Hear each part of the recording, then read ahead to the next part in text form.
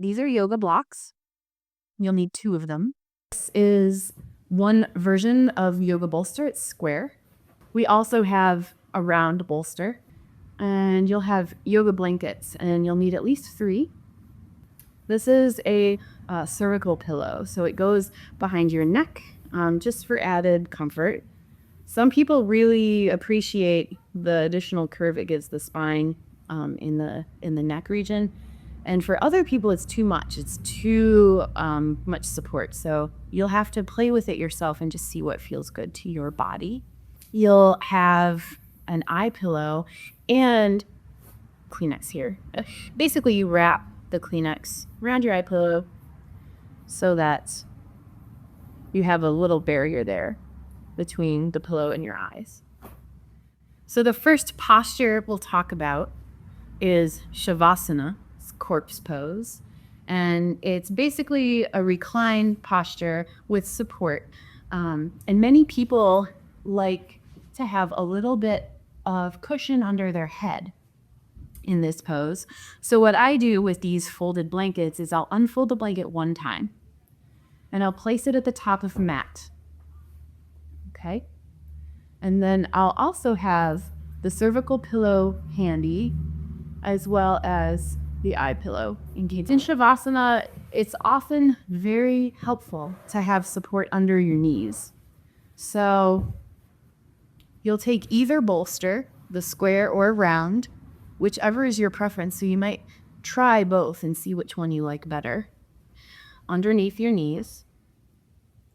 And depending upon your pain in your back or your body or how you're feeling today, you may like to lay onto your side to make your way down to the floor, and then engage your abdominals as you lift one leg, then the other, to rest on your bolster. The blanket under your head goes underneath the back of your skull, but not underneath your shoulders. So your shoulders are grounding down into the floor.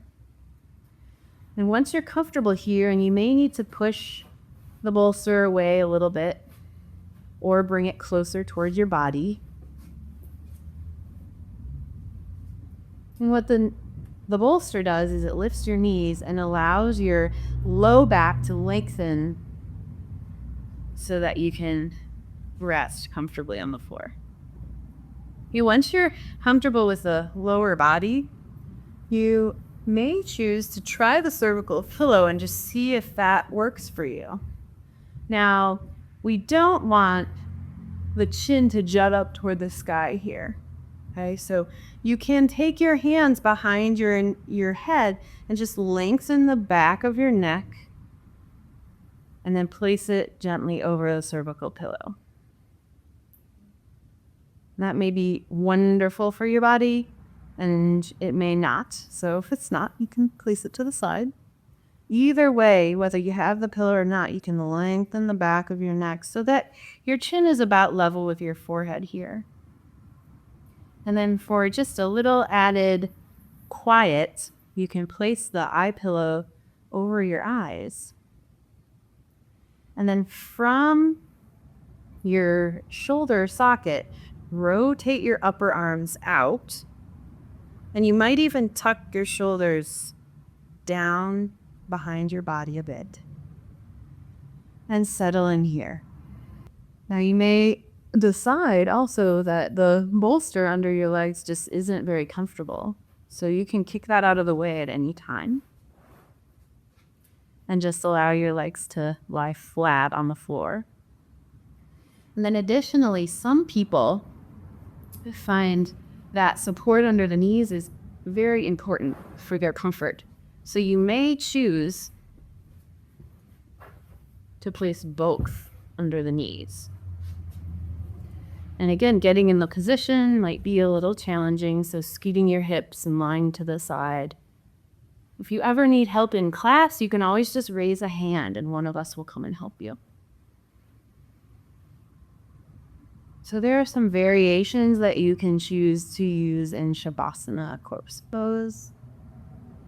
Personally, this feels very nice on my low back. It helps me to be able to really relax my belly and relax my back muscles into the floor. But each body is different, and each day you may feel different. So some days you may like to have 2 pillows under the knees, and some days you may. So that was Shavasana, the corpse pose. For Balasana, child's pose, you will use 1 or 2 bolsters and the blankets.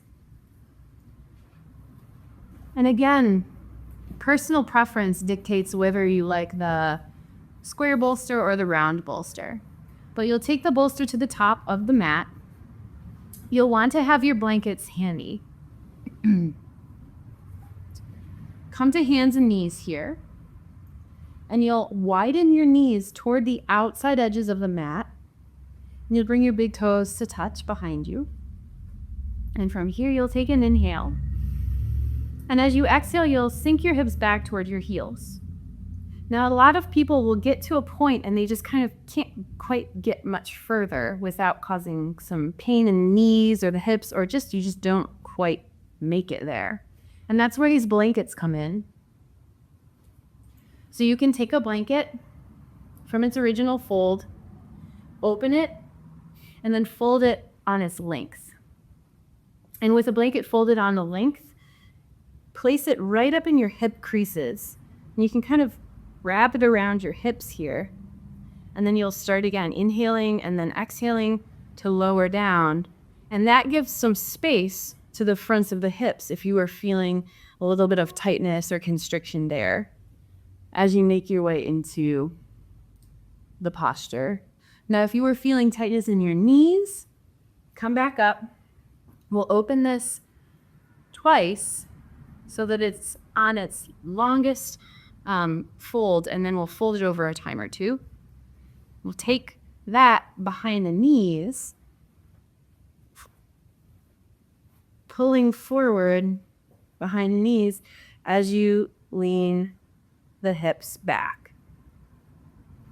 And here you can lower down into the pose with this variation. Now, if your knees are still hurting, you may just need 2 blankets there. So we're opening, folding, and just placing 2 blankets as close to the knee crease as possible as you sink back and find some support. Now, if you're having both knee and hip pain in this posture, which is common, you can support both.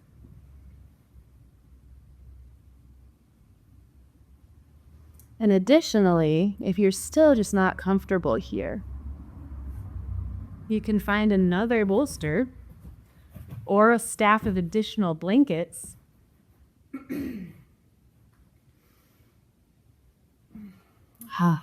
and make your way into the posture. Okay, so this posture should be very comfortable. It should be very supported. Occasionally, people will have some discomfort in their ankles. And in that case, you can take one of these long folded blankets and roll it up and place that roll underneath the ankles. And that can give some support to the ankles as well. So there are many variations, many ways to use your blankets, and it's important that you're comfortable in this position. So perhaps you'll get halfway through your pranayama practice, your breathing practice, and you'll start to get some discomfort. And it's okay to come out of the pose and readjust your blankets and rearrange your body so that you're comfortable. So the goal is not to hold the pose as long as you possibly can. It's to really listen to your body and make adjustments that will truly support your practice. So we have the option of the blanket in the hip crease, the blanket behind the knees, the blanket under the ankles. And additionally, you may want a pillow. So you can use a blanket as a pillow, and you can fold it however you like. You can face your gaze in one direction or the other. You could also create just enough space just enough height here with the blanket so that you can be face down and your nose is still clearing the bolster and you can still breathe through your nose.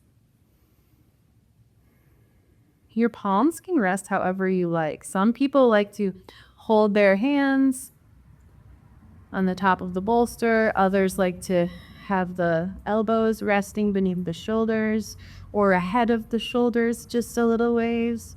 So the hands are something you can play with and just feel your way into a comfortable position. And again, you can make adjustments as you need to throughout the practice. So that's Balasana, the child's pose. And again, I'd like to emphasize, if you have discomfort at any time throughout the practice, it's okay to make adjustments for your body. And it's also okay to flag one of us down so that we can help you find a comfortable way to be in the posture. The last posture we'll talk about is Sukhasana, and it's easy seated posture. And I really like to encourage folks to try using blocks in this posture. So you'll need 2 blocks. And the way we'll place the blocks on the mat is in the shape of a triangle or an inverted V. Okay, so the front of the blocks is touching, the back is 2 or 3 inches apart. And we'll place this setup right straight down on the mat. You'll come around front and sit back onto the blocks so that your tailbone is essentially floating between that V. Right? So your tailbone isn't being pressed into a block, it's just kind of hovering there between the V.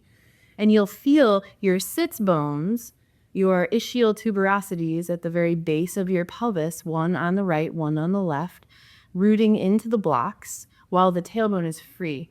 And I find that a lot of people who have pelvic pain or tailbone pain really benefit from this way of sitting. So I like to encourage you to try this first and see if it works for you. If you don't like it, if it feels awkward, you might have to make the blocks a little more narrow or widen them apart, and just see how that feels on your body. An alternative is to just sit flat on one block this way. So I'm going to place the block in the middle and sit flat onto it and bow my knees. Now, I've been practicing yoga a long time, and so my hip flexors are pretty open. I'm able to externally rotate my thighs here, and my knees go to the floor. Many people, that's not the case, right? You'll sit here and you'll feel kind of like you're hovering in space. And what's important, if that's the case with your body, is to take a blanket or 2 or 3, fold it up, and give some support under your thighs. So nothing should be just floating in space here in your lower body. You should be grounded, supported. So creating a little bit of cushion, or a lot, for under the knees, so that the knees are at a level slightly higher than the hips, and so that your femur bones can kind of sink down into your hip sockets here. Okay? So this is an option with blankets. You can also use blocks. You can also use a bolster under each leg. So whatever works for you. Ideally, you're trying to be balanced here so that both knees are the same. So I would use 2 of the same bolster instead of 2 different bolsters. And then finally, you may notice as you're seated in Sukhasana that your core is very tired. We don't sit in this unsupported way very much in our lives. So as you are getting used to sitting in Sukhasana, you can actually take your setup right up against the wall. So I'm taking that inverted V shape right up to the wall. I'm bringing my knee support along. I'm sitting on my blocks, and I'm sitting back far enough with my knees supported that I can lean against the wall. Right? And so I'm not punching my spine or rounding my spine against the wall. I'm lifting out of the pelvis, rolling the shoulders back and down, And then the wall is here if I need it for a rest. And then when I feel ready, I can come away from the wall and continue with my breathing practice. And if I need a rest, here's the wall again. It's a really nice way to start to progress your practice once you've built up some core strength to come away from a wall.